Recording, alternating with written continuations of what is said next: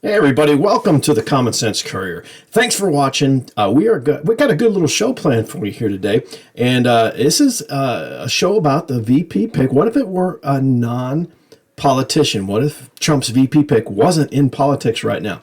And so I've got a bracket of 8 people here, and I'm sure you've seen some of these faces before. And so we're going to play little clips from each of them talking, minute or two clips, just so you get an idea on just how they speak. But I love all these people. I think they'd be great as a VP pick. And we're going to jump right into it. But before we do, this is a family-friendly program. Thanks for watching. Yeah, some of these videos, I think Dana White's video, you may hear some colorful language. So just be aware when we get to that point. If you got family, little kids watching, you may want to earmuffs them on that one. And in the background, if you see anybody walking in the background, that's cool. It's just my family walking around. So this is a family-friendly channel. So thanks for watching again. Let's jump right to it. Let's talk about this bracket. So this is the People's VP bracket. Number 1 on the Western side, we've got Mike Rowe. Who hasn't heard of Mike Rowe? He's been around a while, been doing great things, started with Dirty Jobs. I mean, I'd say started with, that's whenever I started to watch him, but fantastic, humorous, funny, witty, got a great voice to boot. So that's Mike Rowe. He's number 1 seed on my Western bracket there. Number 4 seed, he's going to go against Dave Ramsey, the legendary financial guru who's gotten millions of people out of debt. He is the star of the Dave Ramsey Show. Has been on syndicated radio for a long time. I was listening to him back in the late 90s, and I know he got started a few years before that. So Dave's been around a while. He's put up with a lot of BS from a lot of different people, so his fresh takes are sweet. And if Dave doesn't advance the People's BP, I think he should be Secretary of Treasury and replace Yellen for sure. He could help get this country back on track. If I were president, I would pick Dave Ramsey as my Secretary of Treasury. He would probably decline, and I'd say, Dave, I need you. Come on, man, 4 years of your life. I don't know if I'd get reelected because I'd throw some stuff out there, but I think he'd be great in the cabinet as a Secretary of Treasury if he doesn't make the VP. Number 3 on that side, Dana White, incomparable. Dana is known for his hot takes, straight fire, and you know he's from a fighting background. Obviously, president of the UFC. I know they were purchased a few years back, and he still obviously is leading that organization. But man, his sound bites are fantastic. We're going to play one where you can actually you'll see what is on his mind in this soundbite. Then Amber Smith, number 2 seed. That's right. You may not have heard of her, but she's a former military and also a pilot. Extremely intelligent on military matters, and also just enlightening on how wokeism is trying to get, or is, into our military, and her thoughts on that. So she's fantastic. I think she'd be great. On the Eastern side, CANDACE Owens, you've heard of her, you've seen her. If you got YouTube or anything, you've seen her on there. She's been in front of Congress a few times. We're going to play a clip where she's basically getting ganged up on, and then she comes out just firing. But CANDACE Owens, well-spoken, extremely intelligent, common sense oriented, and I think she'd be a great VP pick. I really, really do. She's going against Jordan Peterson, number 4 seed. Now, I realize Jordan's not even, I don't think he's a U.S. citizen, unless he has dual citizenship that I don't know about. But with that said, he probably could even be qualified to run for VP. But man, I put him in the bracket because he's just, you listen to him. He uses truth to defend common sense as much as anybody I've ever seen. And that's a beautiful thing because truth cannot be altered. It is 100%. Jordan is all over it. Of course, his knowledge was, psychiatrics or psychology is fantastic. I mean, I think he's a doctor in that. So, number 3 seed, Elon Musk. If you haven't heard of Elon, I don't know where you've been. I mean, maybe in Mongolia in a cave somewhere, but Elon probably has done more for free speech in the last 2 years than anybody on the planet, with obviously the takeover of Twitter, turning it into X, becoming more transparent, cleaning it out. He's saved free speech. Just ask the Babylon Bee. I mean, they've done several videos about Elon and what he's meant to them and how he's changed their outlook as well. So Elon is is he quirky? Absolutely. You see his interviews and he's quirky, he's different. But you know what? He's a lot like Dana White, but just in a quirkier way. Shoots straight from the hip. I like that.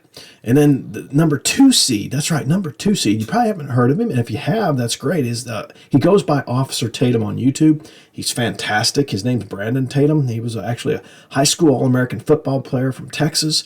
Played in college, I believe. Did not get drafted. Went in to serve as a police officer in Arizona. And in 2016, he posted a video. I think it was at a Donald Trump rally, and the protesters there kind of freaked him out. So he posted a video and just went viral. And from there on, he's been fantastic. And he runs a channel called Officer Tatum, maybe several other channels, merchandise, does speaking events. Really like him. I really do. Straight shooter, straight from the hip, man, and common sense oriented. So here we go. Let's jump right to it. First off, we're going to go ahead and play a clip from the number 1 seed on the on the eastern side, and that would be Mike Rowe. This is from Fox Business, and so let's hear what Mike says. And they're talking about college degrees. He was just posed a question that, do you think college is a sham or whatnot? So here's what Mike says. I just mentioned PR with regard to utilities. That's what I was talking about with degrees. I'm not saying that there's anything inherently shameful about getting one. But I do think from a PR standpoint, something really interesting has happened. I've been talking about it for a long time, but $223,000. Everything is based on the perception of value around the credential. And that perception is tied very specifically to the belief that it makes you knowledgeable. You get the degree, it's a reflection of your intellect, your wisdom, your knowledge. I think that's over. I think that connection no longer exists in the minds of many millions of parents. I think they're starting to see the degree as a thing you purchase in a very transactional way, in the same way that I believe a lot of universities have come to see their students as consumers. And so what's gotten arbitraged, if you will, out of the whole conversation is the actual knowledge that you would assume comes with a degree. So that's Mike Rowe, and it was kind of a pretty tame clip, not as colorful, as funny as he usually is, but I like it because he's just got a common sense approach to basically the economy, the jobs that are out there. He operates Micro Works, I think it is, which is foundation, but he points people towards the trades, and the trades are you can make a lot of money by doing plumbing, electrical, welding, construction, framing, you name it. I mean, he's when he did dirty jobs, he started to see that even though they're dirty, man, we can make a lot of money doing them. And he's like, why are we doing this, people? What are you doing getting out of college at $223,000 in debt and then trying to figure out how to pay that off? So Micro, well-spoken. I mean, you gotta love his voice too in terms of that. So Micro, number 1 seed. Number 4 seed is Dave Ramsey. Let's go to a clip from Dave Ramsey, and this is a little rant here that he goes through. One of his employees, this guy right here, posted a tweet or Instagram or something about, stay at home and make your own food and save some money, and then everybody got mad at him for it, like, well, so Dave goes off on him. And this is from the Dave Ramsey Show. Guys, let me just tell you, it's a simple freaking formula. If you run a restaurant, you pay the food cost, and you pay rent, and you pay insurance, and you pay labor to cook the food, hypothetically, and deliver it to one of you people who have no idea that you can actually cook at home, apparently. It was shocking to your little systems that you might actually engage in labor in your own freaking kitchen other than your crop. Unbelievable, man. My favorite is people saying, well, Dave, I save so much time when I go to have you been to a restaurant? You got to drive there, number 1. Well, here's the thing. Oh, and I left out profit. Yep, and tip. And tip. Well, these people don't tip. Clearly. Dave, the reason I like Dave is he knows money. He knows how it operates. He knows how you spend it. He knows how businesses have to spend it. And so he sees right through all the junk. And that's why if he doesn't advance in this bracket, Dave would be a shoe-in for Secretary of Treasury. All right, so let's go back to our bracket. And we got next up Dana White. I mean, what can you say about Dana White? He's got some great sound bites, and we're going to run into one right here where he's being interviewed. It's one of his many, fight press interviews, but this reporter asks him a question, and it triggers something. I want you to watch Dana as he answers this question. Here we go. I just want to go back. You were talking about, like, you obviously give a long leash to your fighters about, what they can say when they are up there. Look at him. He heard that word leash. He hasn't heard anything since then. And watch his blinking and listen to what he says. There with the UFC microphone, and you are getting into territory of homophobia, transphobia. Like, is there? I don't give anybody a leash. Well, I'm saying you. A leash? I'm like Free speech. Yeah. Gonna control what people say. Gonna tell people what to believe. Gonna tell people. I don't fucking tell any other human being what to say, what to think, and there's no leashes on any of them. What is your question? I was asking that question. I'll move on, though. Yeah, probably a good idea. And that's straight fire. That's why he'd be fantastic, because he cuts right through the junk. I mean, when that reporter asked that question, maybe it was harmless. Maybe it was just something that popped in his mind about, do you use a leash on your guys? But it did not sit well with Dana, and it went right to free speech. And that's what's beautiful about him, is it's in there. He's got it. He knows the value of it. And someone even suggests that he controls somebody else's speech or interviews. He went off, and that's why I think he'd be great in this role of VP. All right, let's go back to the bracket. We've got Amber Smith. Now she's fantastic. If you haven't heard of her, she was interviewed on the Clay and Buck Show, which is a syndicated radio show. They do a fantastic job of breaking down things in a common sense way. But she was interviewed on again by I think it was Buck that interviewed her. Yeah, it was Buck that interviewed her. But so let's see if I can get it. Yeah, here it is right here. So here they are. They're going to introduce her. You're going to see a few advertisements and everything. That's great. But here is an introduction to Amber Smith. See what you think. Official at DOD, and she's a combat veteran, Iraq and Afghanistan tours. She was a Kiowa pilot, and she's got a new book out, Unfit to Fight: How Woke Policies Are Destroying Our Military. Mm-hmm. Amber, great to have you. Great to be on with you, Buck. Appreciate it. All right, so we talk about wokeness a lot here on the show. Clearly, it affects sports, which gets Clay very upset. It affects everything else, which also gets me very upset. And that includes our military. In what ways is the woke stuff actually manifesting in what is still the most fearsome and awesome armed forces in the world? But how is wokeness infiltrating? Significantly, it is now systemic throughout the Department of Defense and the military, and it did catch a lot of people by surprise, because if you think about wokeness, you think, for a while now, people have seen it in the public school system, in the medical system, in different industries throughout America, but most people weren't paying attention to what was going on inside the military. You think most recruitment, happens from red states, patriotic Americans who want to serve their country. A lot of people view them as conservative, and they would never allow, wokeness to infiltrate the U.S. military. But sadly, that is exactly what has happened, and it's led to an extreme culture shift inside the Department of Defense, from the top all the way down to the bottom, from the E-ring of the Pentagon to the military service academies, and have really shifted from being a mission-driven, mission purpose-oriented organization to one that has shifted their focus to identity politics, to diversity, inclusion, climate change, extremism, gender ideology, and it's really taken a toll, as we have seen in the recruitment numbers, the retention crisis, and morale throughout the service members. Wow. So she's seen this, and she's on the forefront. She just wrote that book, as you saw on there. She's fantastic, well-spoken, obviously a beautiful lady, and I think she'd be a fantastic pick for vice president if Trump so chose. So let's go back to the bracket. That's our eastern side, folks. Let's go to the I'm sorry, that was the western side. Let's go to the eastern side. Candace Owens is at the top, number 1 seed. And of course, you know who Candace Owens is. She was with the Daily Wire. They had a falling out. Now she's on her own doing her thing, but extremely intelligent, very well spoken.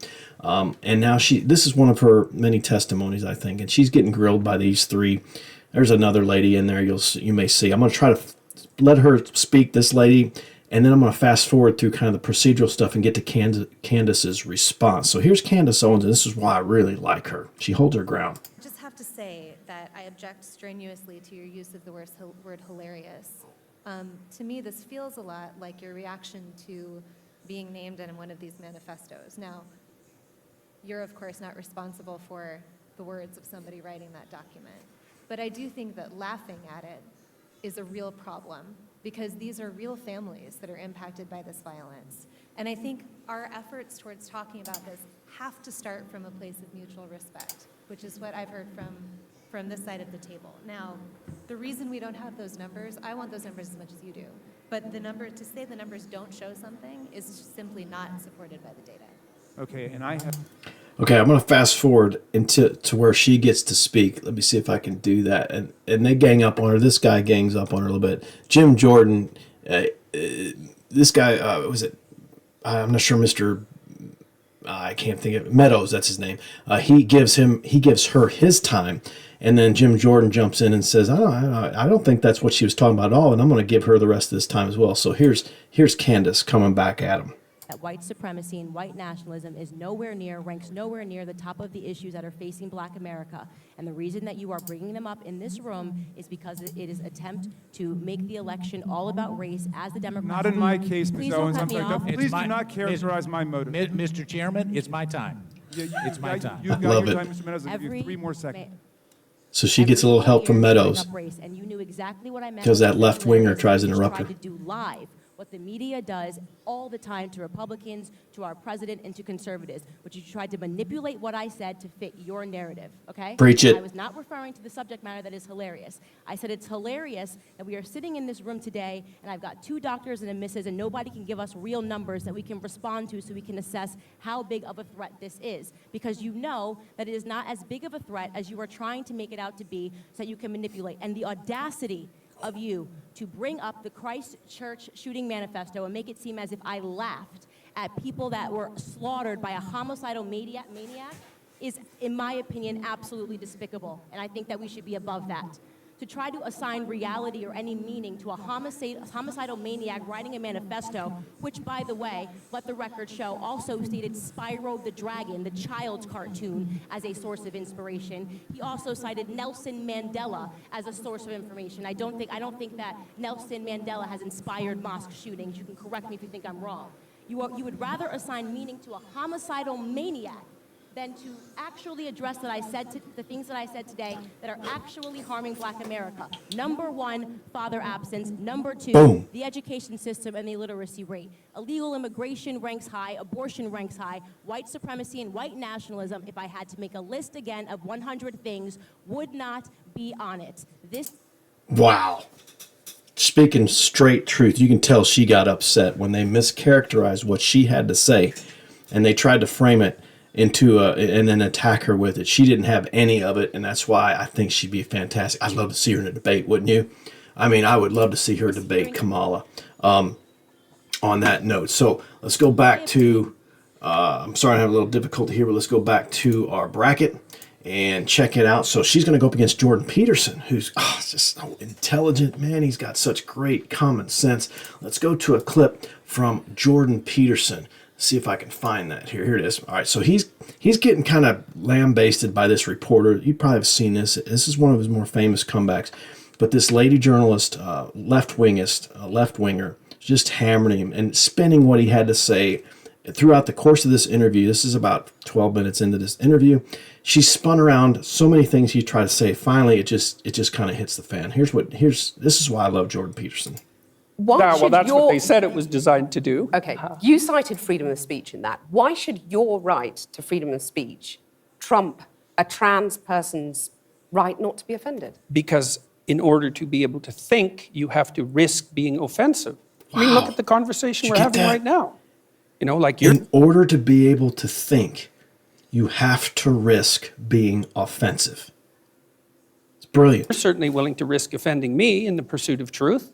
Why should you have the right to do that? It's been rather uncomfortable. Well, I'm very glad I put you on the spot. Well, I'm very glad that I have exercised my freedom of speech. You get my point. It's like you're doing what you should do, which is digging a bit to see what the hell's going on. So and that is what you should do. But you're exercising your freedom of speech to certainly risk offending me. And that's fine. I think more power to you as far as I'm concerned. So you haven't sat there and I'm just trying to work that out. I mean, got her. Ha, gotcha. You have got me. You have got me. I'm trying to. Isn't it beautiful that truth trumps leftist ideology? It trumps left-wing lunacy. Truth. She didn't know how to spin that.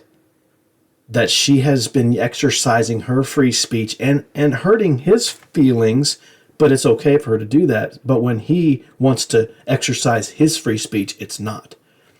This was a classic clip of Jordan Peterson. So next up, we've got Elon Musk versus Officer Tatum.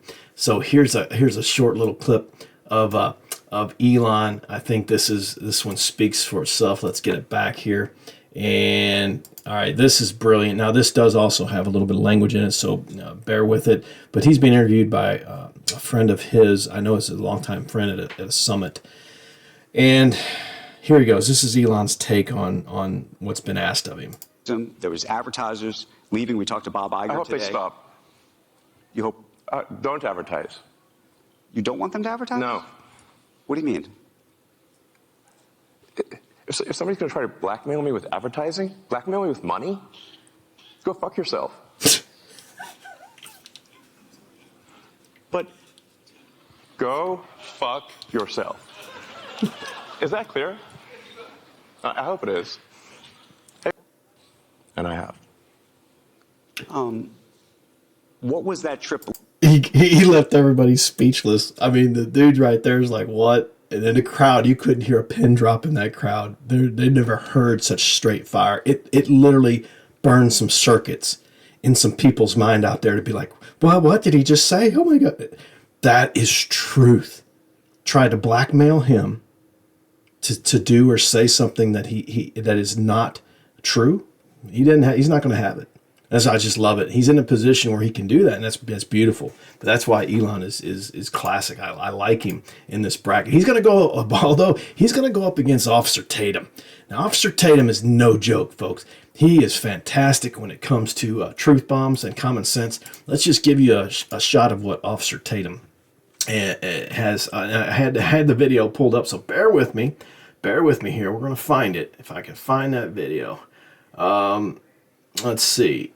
I had it all set up. Of course, it's not there now, but we will get to it if I can find that real quick. Let's see. Where is he at? Okay. Well, we're just going to play this. We'll play this short. Maybe you can catch this short here. Somebody getting sued. Well, Sheba and Jason, tonight, Upper Gwynedd Police did allow me to view surveillance video of this alleged attack. They would not allow us to record it or did not provide us with any copies, but it did show the student running up to the victim from behind in a packed cafeteria and striking the victim several times on the head with a large Stanley cup. It lasted only a few seconds before a security guard and another staff member intervened. The student's head was visibly bleeding. Police say this student will be charged. Kids are telling teachers, this person has a hit list. This person says she's going to kill somebody. This person said they're going to hurt people. The young girl warned the teachers, and the teachers say, oh, don't worry, nothing's going to happen. A couple hours before, she pretty much almost beat this other girl to death. It's really a boy, identifying as a girl, almost beat another girl to death. Beat her with a Stanley cup. You know how crazy that is? And they didn't do nothing to protect these kids? Somebody getting... That's what... He's fantastic. I mean, he's straight shooter. I also saw him... someone confront him about, calling Obama mix or not calling him black. And somebody confronted him at a speaking event. And he's like, "Are you kidding me? I mean, he's mixed race. Why, if you're calling him black, you're being racist." And he explained why that is. And I'd encourage you to check out that video. It's very, very impressive. It actually opened my mind a lot too. So that's it, folks. So there is my bracket right here. So let's see. Let's go to the battle. Let's see what happens. Let's go to the number 1 seed versus number 4. Although Dave Ramsey shoots fire, I really think Mike Rowe would edge him out right here in this bracket because Mike is so well spoken. He would just be fantastic. Very common sense. I think Dave would be great as Secretary of Treasury. So we're going to move Mike up as he defeats Dave, narrowly, but it was a victory for Mike Rowe in the bracket. Next up, we've got Dana White versus Amber Smith. Whew. As much as Dana White shoots straight fire, I don't think he would be real well received around the world because he might actually start a war. And that's probably what he would want. I'm not saying that in a mean way, but he likes to fight and he loves a great fight. But Dana, although I love his truth, I think Amber is probably a little more polished, knowledgeable about the military, which I think is huge. And also, she would speak. I think she would really work well for the women vote. But she's going to take out Dana. In the match head to head there. We'll say if we give a score on Mike Rowe, he probably beat Dave Ramsey, basketball score 90 to 82. Amber probably wins 78 to 62. So that's your 2 on the west side. Candace Owens versus Jordan Peterson. Man, this is a knockdown drag out. They're going left and right, but because Jordan is basically disqualified from the game altogether, Candace Owens is going to advance on a technicality. This one was leaning in Jordan's favor, but Candace, she's very well spoken as well. But Jordan's out just because, again, he's not even going to be able to, I don't think, qualify to be a VP. So Candace moves ahead on a very tight match. Both of them extremely well done. Elon Musk versus Officer Tatum, folks. We've got an upset here on this one. Officer Tatum comes through and takes out Elon Musk on a buzzer beater, beats him 78-77. Officer Tatum advances. Elon would be outstanding, but again, his quirkiness kind of cost him late in the game, and Officer Tatum comes in and does it. So now we're in the final 4, folks. Candace Owens versus Officer Tatum, Amber Smith versus Mike Rowe. And here we go. Let's go to the eastern side. Candace Owens and Officer Tatum. Like minds. I mean, classic, just like minds. Either one of them, fantastic. I mean, these two are trading blows in this matchup left and right. Candace shoots a 3. Tatum scores a 3. Tatum drives the lane. Candace steals the ball, drives the lane. I mean, it's just, this is a good one. But I do think that Candace Owens is going to edge him out. She's gonna land right here. She's gonna push back. She's gonna push back Officer Tatum down here to the consolation. She's gonna sit right here. And then we've got on this side Mike Rowe versus Amber Smith. Wow, this is a matchup. Both very well spoken. Military experiences versus real world experience. At the end of the day, I do think Amber Smith is going to take it from Mike Rowe. Again, a very tight. He goes down to the consolation bracket. We'll just put them down. So I think it's a very close match, but I think she edges out by 3 points. So it's going to be somewhere around 87-84. Amber Smith. But here's the matchup you've been waiting for, folks. Amber Smith versus Candace Owens.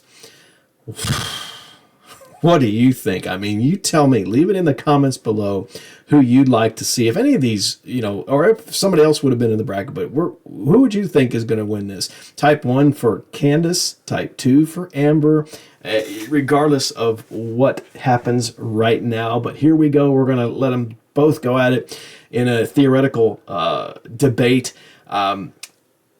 Boy, Candace is very polarizing.